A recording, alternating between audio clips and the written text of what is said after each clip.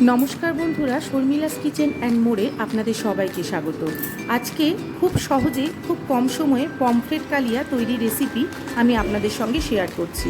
এখানে নুন আর হলুদ মাখিয়ে নিয়ে পমফ্রেট মাছগুলোকে সর্ষের তেলে আমি এপিট ওপিট করে ভেজে নিয়েছি। খুব কড়া করে ভাজার দরকার নেই, মোটামুটিভাবে ভাজলেই চলবে। এইভাবে সমস্ত পমফ্রেট মাছগুলোকে আমি ভেজে তুলে রেখেছি। এরপর মিক্সিতে আমি এক এক করে রান্নার আলাদা ইনগ্রিডিয়েন্টসগুলো নিয়েছি।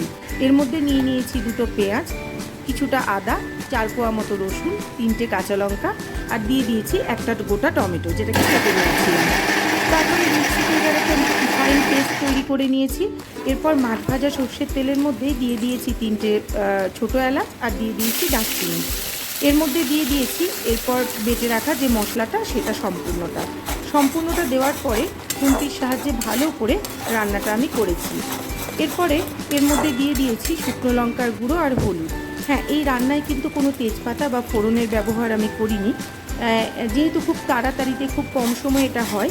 এর মধ্যে দিয়ে দিলাম এখন ধনে আর জিরে গুঁড়ো, যেটা আমি বাড়িতেই তৈরি করে রাখি, শুকনো করে গুঁড়ো করে নিই মিক্সিতে।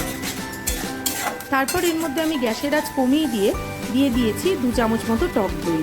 গ্যাসের আঁচ এই কারণেই কমিয়ে দিয়েছি, যাতে টক দইটা দিলে অনেক সময় দই কেটে যায়, তাই জন্য গ্যাসের আঁচটা একদম কমিয়ে দিয়েছি। তারপরে আবার ভালো করে বেশ খানিকক্ষণ ধরে কষার পরে এর মধ্যে দিয়ে দিয়েছি স্বাদ অনুসারে লবণ। লবণটা দেওয়ার পরে আরও বেশ খানিকক্ষণ ধরে কষিয়েছি। গ্যাসের আঁচ কমিয়ে দিয়েই কিন্তু রান্নাটা করেছি। আবার ভালো করে কষানোর পরে এর মধ্যে আমি দিয়ে দিয়েছি গরম জল। রান্নায় গরম জল ব্যবহার করলে কিন্তু স্বাদটা বজায় থাকে, স্বাদের কোনো হেরফের হয় না। গ্রেভিটা ফুটে উঠলেই এর মধ্যে দিয়ে দিয়েছি ভেজে রাখা পমফ্রেট মাছ। ব্যাস, রান্না প্রায় শেষের দিকে। আপনারা কী ধরনের রেসিপি আমার কাছ থেকে দেখতে চান কমেন্টে যদি একটু লিখে জানান, তাহলে আমারও একটু উৎসাহ বাড়বে রেসিপিগুলো দেওয়ার ক্ষেত্রে। প্লিজ সাবস্ক্রাইব করে এবং ফলো করে আর লাইক করে আমার পাশে থাকবেন।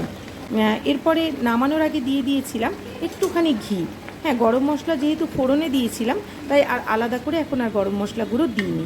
ব্যাস, তৈরি হয়ে গিয়েছে চটজলদি পমফ্রেট কালিয়া। বাড়িতে একবার এইভাবে পমফ্রেট কালিয়া তৈরি করে দেখবেন, বড় থেকে ছোট সবার ভীষণ ভালো লাগবে। ভালো লাগলে আপনি চ্যানেলটিকে ফলো, লাইক ও শেয়ার করে দেওয়ার অনুরোধ রইল।